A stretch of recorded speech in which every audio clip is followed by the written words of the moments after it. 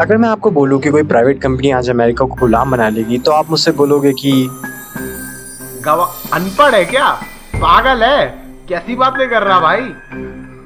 Well, after all America इतना rich और इतना पावरफुल है कि उसे कोई गुलाम बनाने के बारे में शायद सिर्फ सोच ही सकता है। बट यही हिस्ट्री में हो चुका है, जब एक प्राइवेट कंपनी जिसे 125 लोगों ने बनाया था और जिसके पास सिर्फ 72,000 पाउंड, जो कि आज के 72 लाख रुपए होते हैं, उसने उस वक्त के सबसे अमीर और सबसे पावरफुल देश, जो दुनिया की 25% जीडीपी को होल्ड करता था और जिसके रूलर के पास उस वक्त की सबसे बड़ी आर्मी थी, उसे गुलाम बनाया और पूरी तरह लूट डाला।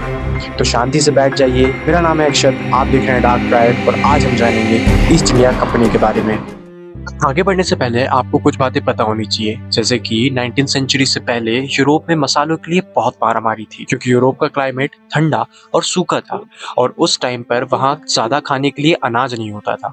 तो लोग जनरली मीट ही खाया करते थे और मीट को सड़ने से बचाने के लिए मसाले चाहिए होते थे। हालत ये थी कि एक बैग काली मिर्ची यूरोप में सोने के बराबर बिकती थी और उसी समय भारत में मसालों की जो कीमत थी, यूरोप में वही मसाले 30 से 40 गुना महंगे बिकते थे।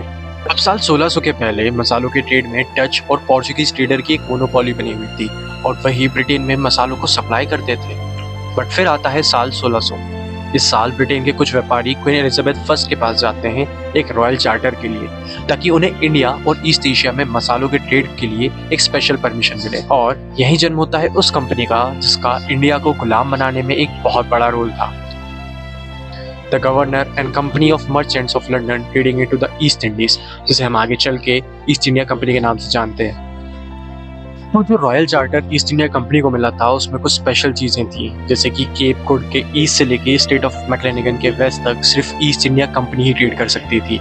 उसके अलावा कोई भी ब्रिटिश कंपनी या बिजनेसमैन इस एरिया में ट्रेड नहीं कर सकता था। ऑल्सो कंपनी को अपने बिजनेस को प्रोटेक्ट करने के लिए कुछ स्पेशल राइट्स भी दिए गए थे, जैसे वो कंपनी खुद की आर्मी रख सकती थी, किसी फॉरेनर या फॉरेन किंग पे वॉर डिक्लेयर कर सकती थी, ट्रीटी साइन कर सकती थी, फोर्ट या फिर किले बनवा सकती थी और जरूरत पड़ने पर वो किसी लैंड को रूल या फिर गवर्न भी कर सकती थी। और देखा जाए तो ये कोई कंपनी नहीं थी, बल्कि एक प्राइवेट सरकार का बेसिक स्ट्रक्चर था, जो आगे चल के सच में एक सरकार बनने वाली थी और ये पावर्स ब्रिटिश क्राउन ने खुद इन्हें दी थी। खैर, ईस्ट इंडिया कंपनी की स्टार्टिंग में कुछ खास नहीं हुआ था, क्योंकि ब्रिटेन से एशिया तक का सफर बहुत लंबा होता था और उसमें बहुत सारे खतरे भी होते थे, जैसे जहाज में बीमारियां फैलना या फिर जहाज का किसी तूफान में फंस जाना। कई बार तो दुश्मन देश के जहाजों से लड़ाई भी हो जाती थी और इनसे बच भी गए, तो फिर भी लुटेरे तो समुद्र में हमेशा से थे ही।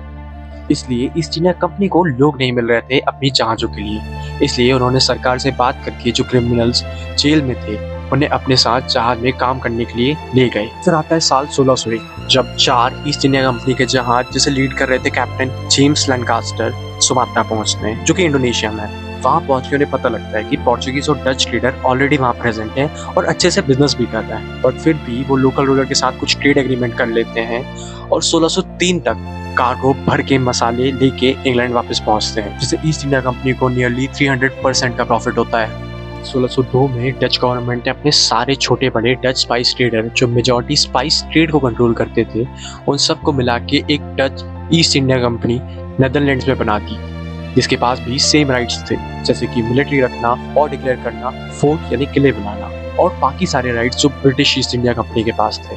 और इनका ऑब्जेक्टिव भी सेम था, यानी यूरोप में मसाले और टेक्सटाइल ट्रेड करना। लेकिन ये ज्यादा अच्छे से फाइनेंस्ड या फिर उनके पास ज्यादा पैसे थे और इसे बिजनेस में वो इन्वेस्ट करने के लिए भी हमेशा तैयार थे, और वो ब्रिटिशर्स से ज्यादा ऑर्गेनाइज्ड भी थे, क्योंकि वो इसे सालों से करते आ रहे थे और उनकी अप्रोच काफी एग्रेसिव थी। डच ईस्ट इंडिया कंपनी के फॉर्मेशन के कुछ साल बाद ही उन्होंने लोकल रूलर से छोटी छोटी जंग लड़ना चालू कर दिया, बट उनकी मेन टक्कर पोर्चुगीज के साथ थी, क्योंकि पोर्चुगीज ने एशिया में पहले से ही ट्रेड और सी राउट्स पे मोनोपोली बना रखी थी। डच ने इस मोनोपोली को तोड़ने के लिए 1605 में एम्बन, जो इंडोनेशिया में एक इम्पोर्टेंट मसालों का आइलैंड है, वहाँ पे पोर्चुगीज के खिलाफ युद्ध करके उसे कब्जा लिया और अगले कुछ सालों में उन्होंने टर्नेट और पैंडा आइलैंड्स भी पोर्चुगीज से छीन लिए। अब पूरे मसालों की ट्रेड पे डच ईस्ट इंडिया कंपनी की मोनोपोली बन चुकी थी।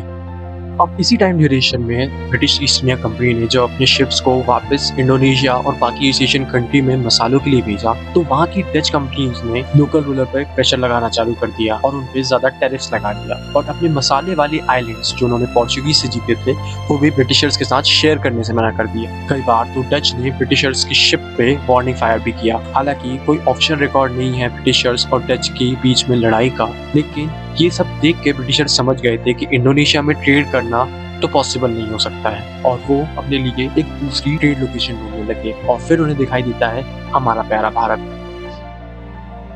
तो हम नेक्स्ट पार्ट में जानेंगे कि कैसे ब्रिटिशर्स ने जहांगीर से एक फैक्ट्री सेटअप करने की परमिशन ली और कैसे उन्होंने खुद की मोनोपोली बनानी शुरू की।